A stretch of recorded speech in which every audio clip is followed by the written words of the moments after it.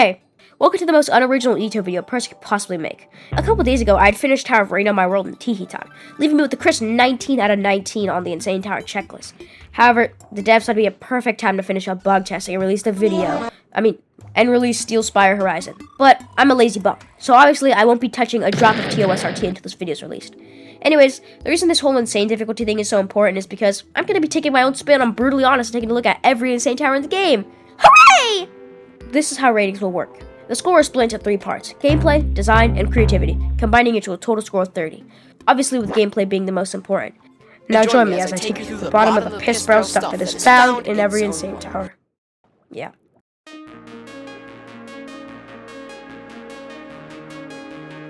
This is not how you want to start off the list of insane towers. Personally, this tower's pretty bad.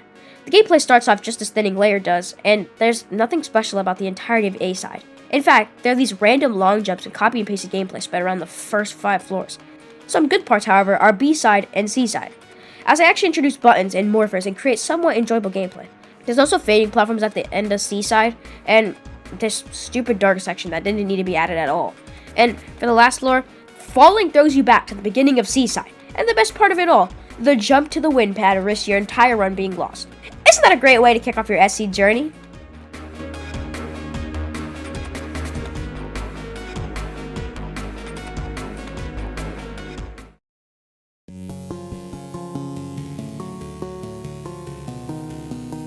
This tower is not much better than Double Trouble. I mean, sure, the tower is based on the main difficulty chart you all know and love in every ring.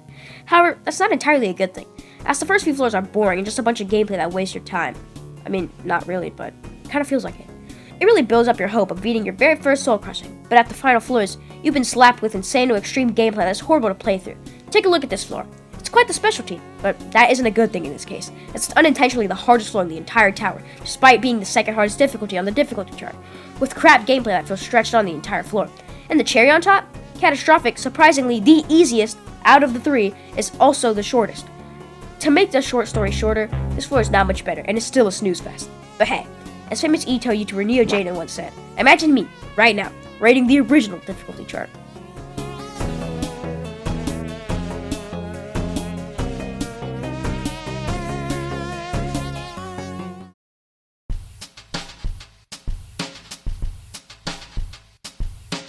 Well, here we are. It's only the 3rd tower we're reviewing, and it's already one of the worst insane towers in the game, if not the worst. The gameplay's so horrendous after 4th floor. Speaking of which, floors 1 through 4 aren't even good themselves. They just put the rest of the tower to shame. I mean, you can tell floors 5 through 8 were rushed and just not made with love and care at all. Look at the outside section of floor 5 and tell me you think that's fun. Yeah, that's right. Unless you're a noob who can't do a medium tower, you can't animate it at all. And how is the spinner section even considered gameplay? But to top it all off, floors 7 and 8 are entirely outside, meaning one simple failure can ruin your run. And funny enough, they just so happen to be the worst floors in the entire tower. Not just because they're entirely outside, but because the gameplay seems so rushed. And if you have any experience with this tower, you know that there's a piece of floor 7 that's entirely made with elevators. And floor 8 has this bogus spinner section with slot gameplay. Like, if you're gonna make something like that, at least do it right. You think the last 2 floors are much better since they're netted, giving you a break, right? Well, you'd be really wrong. Since it's safe to fail as much as you want, iAlert decided it'd be a great idea to buff the gameplay, as if the tower is already garbage enough. You know what? I can't even look this tower in the face anymore. Just get on to my rating.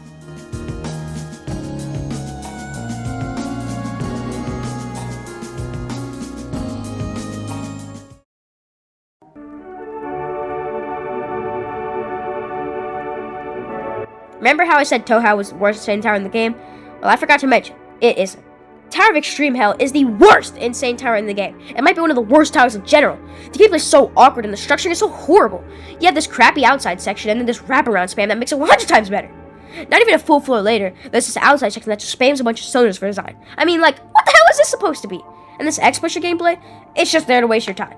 I was gonna mention, the 3rd floor in a row also includes another trash outside section, but it seems to me that every floor has some horrible gameplay that a toddler can come up with.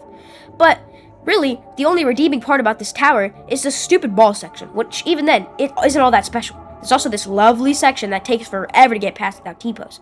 Honestly, after all those major flaws in enjoyability and creativity, I somehow have one really positive thing to say about the tower. The wind pad.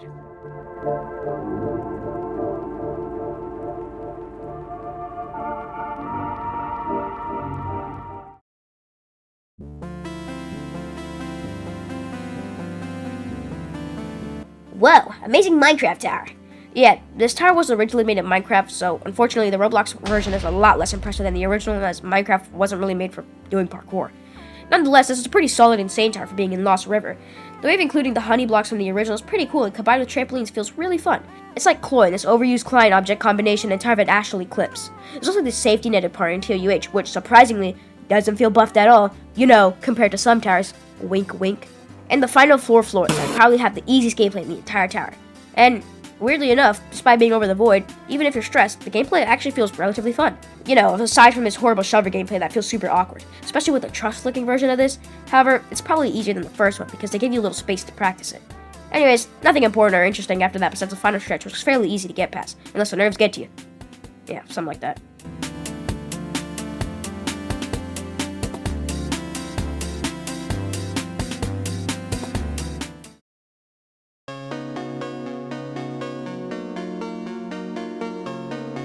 Ooh, this tower is just a watered-down curved ascent. I don't really like the gameplay as it feels so basic under some mediocre design. It truly just feels like the equivalent to covering some dirt and frosting. It looks better, but is it really better? Somehow, this is a lot of people's favorite tower, but it's super forgettable in terms of gameplay. There's nothing interesting at all that comes from it besides the super famous final stretch, which is really fun to do.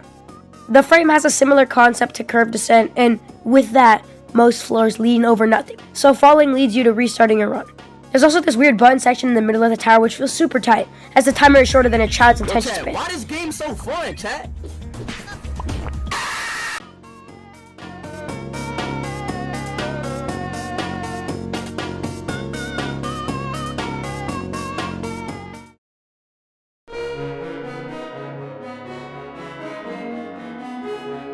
This might just be one of my favorite insane towers in the game. At first, I was a little skeptical about how I really felt about the revamp, as it didn't resemble Thanos' tower at all.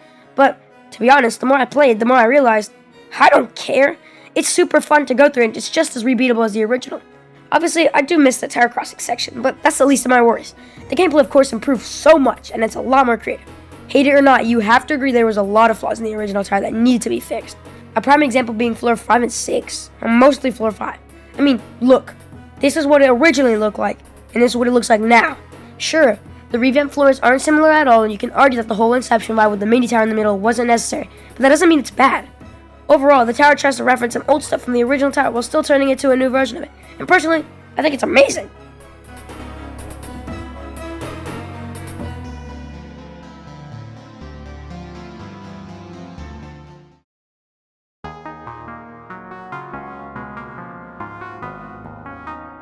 Another sub-realm soul crushing. You don't really see those often, but anyways, this is a tower that's meant to replicate the classic style of EToH. However, it doesn't really do that so well. I mean, don't get me wrong, the gameplay is really fun, but it has a lot of bumps in the road. An example being this weird gameplay that you probably have to search up for a guide just to find a proper pattern, and this trust glide on floor 7. Speaking of which, floor 7 also has this no jump section, which is probably the trickiest part of the entire tower, since for most of it, falling sends you back down to floor 5, which is pretty unfortunate, as those two floors are really bad. Floor 8 also has this dance clip that'll most likely ragdoll you if you don't angle your character, and if you're super unlucky, you might just fall back to floor 4. I mean floor 5. Yeah, you get my point. But there's something actually good that comes past those two floors. Floor 10. You know, it's probably the most mind-breaking floor in the entire tower. You know, get it? Because, like, you know, mind-breaking. It's in the name. Anyways, floor 10 is the most unusual floor in the entire tower. Instead of continuing on the legacy where it's just one half of the floor with some stupid gameplay, it chops the floor 10 into many sections instead. And there's also this huge spinner section, which is pretty darn scary. Right after that is whatever this is. But you better keep your focus on even the last jumps, because despite being pretty simple and not that hard to mess up, a lot of people surprisingly still fail them.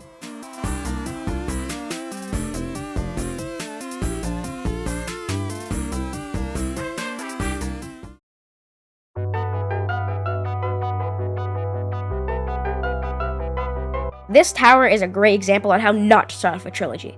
I can't even describe specific parts of the tower are bad. I know this is the oldest one, but really, most of this tower is atrocious. There's one jump on floor 3, however, that is so unindicated. I mean, maybe I'm stupid, but as I was replaying it took me like 5 attempts to realize I was doing it wrong.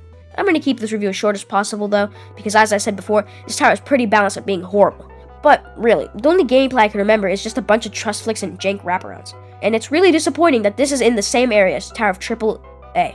I was going to say the whole name, but that is a long-ass name.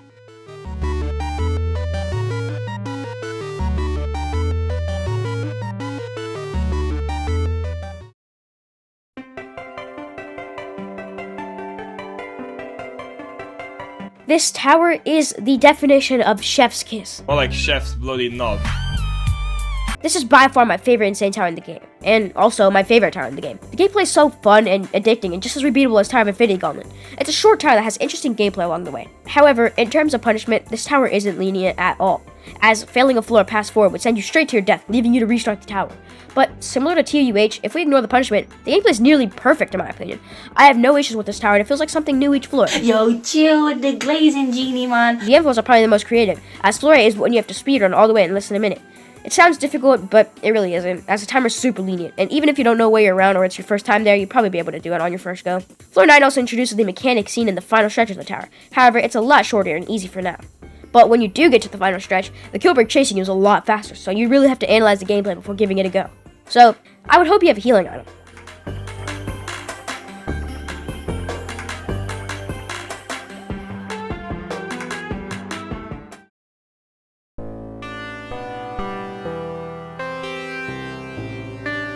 This tower is just a pathetic excuse of a Toga replacement.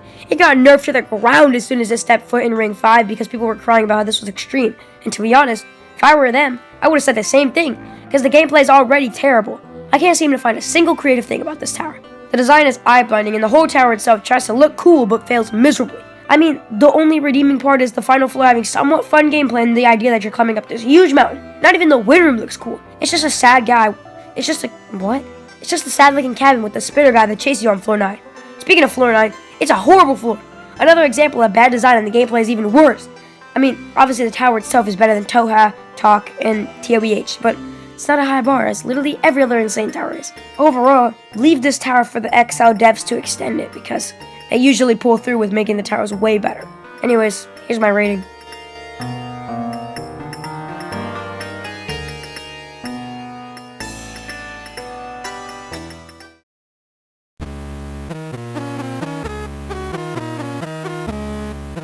This is a pretty mediocre tower. It's just as the name says. Every floor gets thinner and thinner as you progress.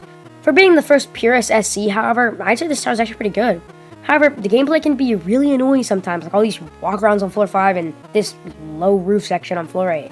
Actually, now that we're bringing it up, the gameplay does progressively get worse and worse as the tower gets smaller. And I understand it's because the gameplay gets cramped, but I feel like even then, you could at least shove some wraparounds in floor 9, for example, because honestly, I have no idea what the thought process behind this was. Floor 10 is actually pretty cool, as it takes the tower outside for the final stretch. However, it starts off really weak, like this wall hugging part.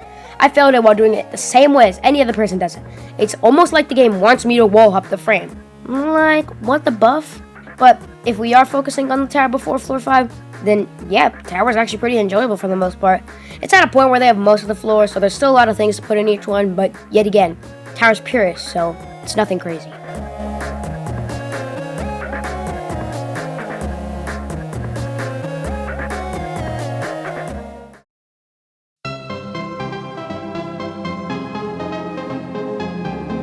As of writing the script for this video, this is the last tower I need, and I'm sorry, but this is just the laziness that kicks in after writing a review for 18 other towers. I will give a quick idea on my opinion for this, however. The gameplay is pretty fun in some parts, and the design is amazing. The use for double jumps, jump boosters, and these elevators are cool to be introduced at the start, but near the end, they start to feel a little overused. But nonetheless, here's my rating.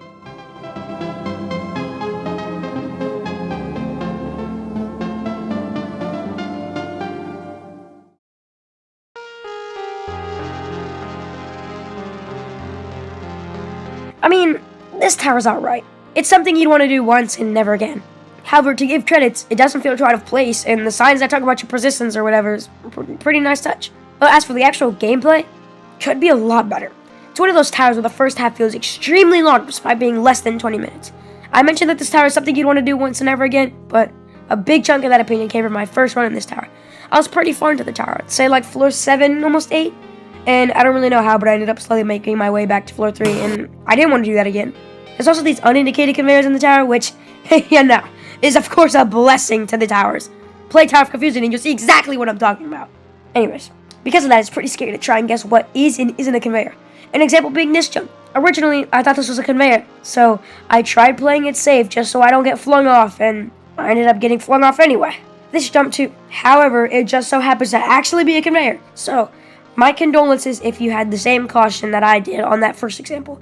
Overall, pretty good for replicating a classic style. But it doesn't hurt to try and make some fun gameplay behind all of it. I mean, shoot, ask Tony. It looks old, but it's great.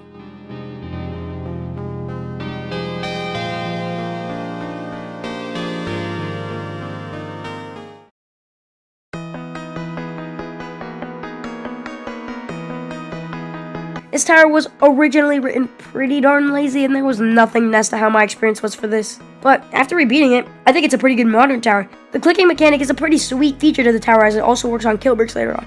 However, the tower can be punishing and pretty scary. The tower has this awkward outside section for floor 6, but it's not such a hassle as you only need to do it once to get some sweet button progress. But on floor 8, it's a lot more different, as instead of doing one, you need to do 2 outside sections from one side of the tower, whether you choose blue or red. Personally, I recommend blue. You know, I would talk about how it's a lot easier, but being so honest, I have no experience with the red side at all. But for the actual outside section, there are some jumps that are really frightening, but most of the time, the rest is a lot easier. As I mentioned at the beginning, once you get to floor 9, kill bricks you can click are now introduced. You may notice something, however. These aren't normal kill bricks, these are ouch bricks. You know, what's the difference really, but normal kill brick does 5 damage, but an ouch brick, it was a mean 20, making it pretty important to get rid of them before doing some jumps. As for the final stretch, it's pretty easy and lazy in terms of gameplay. It's not as scary as you know what you're doing and don't, do something dumb. Also, tower claims to be 20 minutes long, but I ended up doing it in 19, so take that!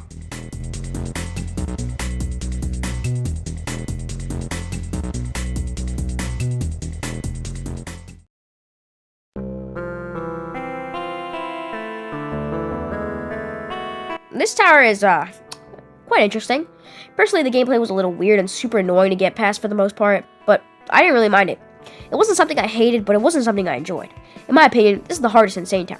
The only reason it isn't considered the hardest is because there's no way to lose your run, unless you purposely die or just disconnect from the game. The first 3 floors, in my opinion, were really annoying, and the gameplay felt pretty boring with button progress. However, floor 4 was quite interesting. There were 2 ways to go. One of the ways led to floor 5, and the other led to floor 6 and 7. It made a wacky route progression and a fun one at that. Finishing the side with floor 7 sent you to floor 8 as long as you did floor 5 as well.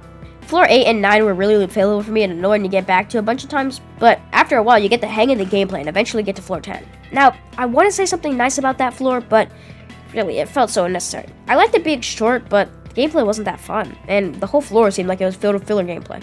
Just an excuse to end off the tower. But overall, it's pretty decent, however, super disappointing for being the latest zone.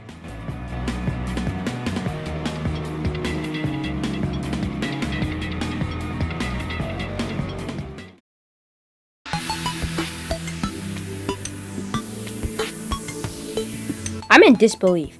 This entire time, I've always talked about how Toko is my favorite soul-crushing and my favorite tower in general. But there's this one tower I've been sleeping on this entire time. Kind of rough endoplasmic reticulum. This tower is the definition of perfect. I played this tower in beta with 18 attempts, and my winning run took a majority of the total time. So I was actually pretty interested to see how this tower was after so long. And let me tell you, it was amazing. The gameplay is so weird and unusual, and the entire tower just looks incredible. It's so interesting to play through the tower and look at all these new mechanics. My favorite being this one. I don't really know what the idea behind it was, but it's so cool to see. Unfortunately, it doesn't show up much till the final floor. Everything else on the tower feels so clean and enjoyable to play, despite not being as rebeatable as Toka and EToH. This is still way better, however, and a lot more fun than both of them. I love the design for this tower and all the flowers around the frame. Every floor has its own touch to it, and the tower is filled with creativity. The whole transition from floor 5 and 6 is really cool, as it gives you a safety net from there as well. And later on, in floor 7, this is introduced. In a way, it's a more advanced and creative shadow gameplay. However, instead of a shadow, it's a drawing representing what the jump will look like, and personally, I think it's really cool for someone to think about. Floor 10 is also pretty interesting because it brings back previous obstacles from their lower floors, while also giving them a refreshed look instead of just copy and pasting them and bringing them to floor 10. Overall, I never thought Toka would ever be dethroned, but I'm glad it was. Also, this tower was so fun I actually ended up rebeating it. Nice! Nice! Okay, I'm gonna go eat some powdered donuts. Okay, yeah.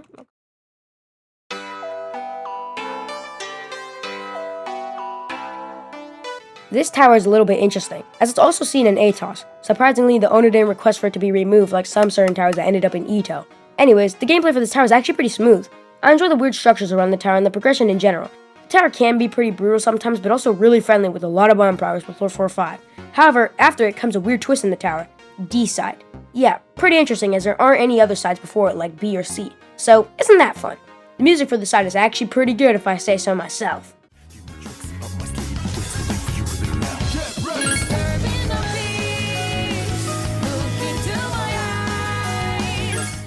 Anyways, failing D side sends you to a GBJ, so unfortunately, say goodbye to your run if you fail. But if you move past that and progress to floor 6, it's a whole station! Or so it says. There are a bunch of sections that are safe and unsafe. An example being this cool dropper section being one of the unsafe ones, and this huge train station section being completely safe and free to loop fail.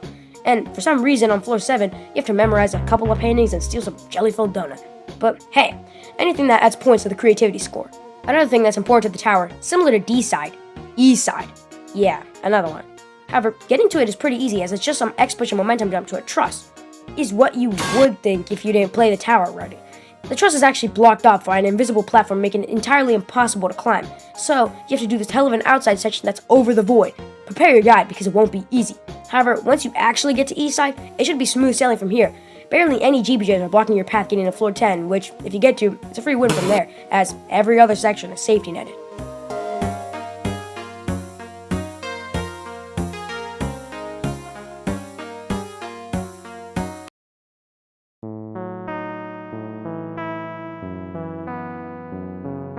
Is really sad look for the first soul crushing ever made. I mean, the hardest floors in the entire tower are the beginning floors, and it goes from terrifying to challenging in just a couple. Not to mention this horrible B-side section where it's literally just a dropper. Yeah, I'm so challenged by this. And then there's this copy and pasted gameplay for C-side. But surprisingly, I actually enjoyed grinding this. It was somehow a really fun experience despite being the most hated insane tower. Personally, I actually think this tower is overhated. I mean, sure, the gameplay is horrendous, and as said before, the first 3 floors like terrifying difficulty. The insane amount of thin studs and the undedicated conveyors really explain why this tower was named Tower Confusion. But later on, the gameplay isn't that bad. I mean, it is because look at the quality. But it's something to at least enjoy after going through this garbage. Just a little heads up, this score is worse than when I gave EToH, but it's just due to the design and creativity. I enjoyed this tower way more than High Adrenaline.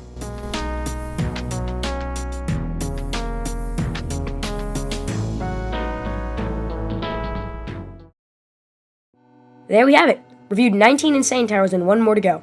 However, we'll save that for a later video. Now, I forgot to mention at the beginning that at the end of every episode, I'll be finding the average of the worst and best score I've given. Similar to Neo did Mrs. Brutally Honest. I'll be using these average scores to find out which difficulty has the best set of soul-crushing towers. But without further ado, let's reveal the final score for Insane.